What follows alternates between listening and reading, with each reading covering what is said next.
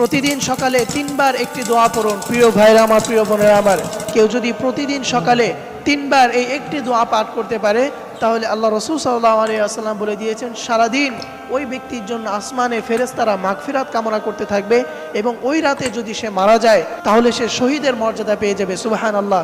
এই জন্য প্রিয় ভাইরা আমার, প্রিয় বোনেরা, প্রতিদিন সকালে আপনারা 3 বার এই একটি দোয়া পাঠ করবেন। সেই দোয়াটি হচ্ছে, ইয়া হাইয়্যু ইয়া কাইয়্যুম বিরহমাতিকা ইয়া আস্তাগীস, ইয়া হাইয়্যু ইয়া কাইয়্যুম বিরহমাতিকা ইয়া আস্তাগীস।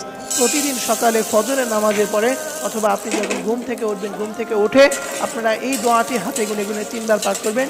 তাহলে ওই দিন সারাদিন ফেরেশতারা আপনার জন্য মাগফিরাত কামনা করতে থাকবে এবং ওই দিন এবং ওই রাতের ভিতরে আপনি যদি মারা যান তাহলে শাহাদাতের মর্যাদা পেয়ে যাবেন। সুবহানাল্লাহ।